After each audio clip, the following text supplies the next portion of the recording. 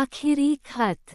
चौधरी जी अपने मोबाइल पर बार बार आ रहे कॉल को बिना देखे ही काट रहे थे, क्योंकि आज वे बहुत ही महत्वपूर्ण मीटिंग में थे। यह मीटिंग उनके व्यवसाय को उस शीर्ष पर ले जाने वाला था जहां पहुंचना उनका सपना था।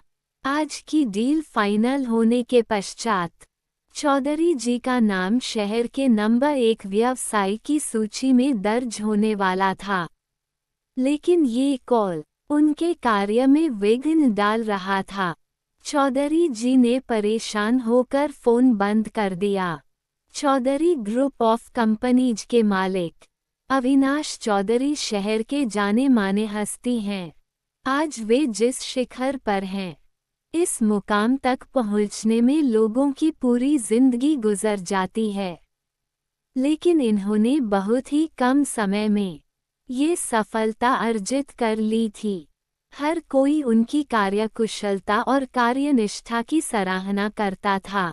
डील फाइनल होने ही वाला था कि चौधरी जी के निजी सचिव ने उनके कान में ऐसा कुछ कहा कि वे डील फाइनल किए बगैर ही दौड़ पड़े।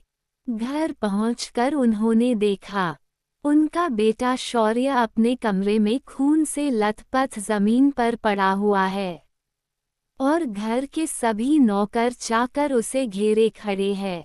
चौधरी जी का हृदय द्रवित हो उठा। उन्होंने उसे अपने सीने से लगा लिया और शहर के सबसे बड़े अस्पताल लेकर पहुंचे। बाहर से भी डॉक्टर की टीम बुलाई गई। चौधरी जी सभी से हाथ जोड़ अपने बेटे को बचाने की गुहार लगाने लगे, लेकिन उसे बचाया ना जा सका। चौधरी जी पागलों की तरह चीखते चिल्लाते रहे, मेरी सारी संपत्ति ले लो मगर मेरे बेटे को बचा लो। परंतु अब ये संभव ना था।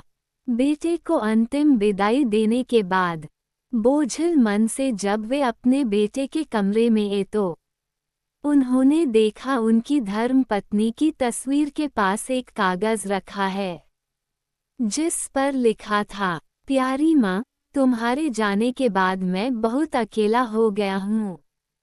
मेरी बातें सुनने के लिए यहाँ कोई नहीं है।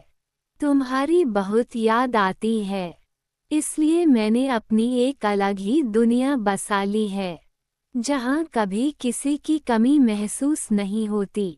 बस एक कश ही काफ़ी होता है सब कुछ भूल जाने के लिए।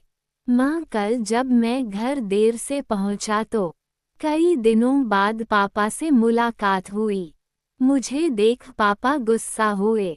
उन्होंने मुझे डांटा भी और बाल कटवाने को कहा। मुझे बहुत अच्छा लगा। मेरा सपना था मैं पापा के साथ कुछ देर समय बिताऊं, लेकिन ऐसा हो नहीं पाया। पापा हमेशा व्यस्त रहते हैं।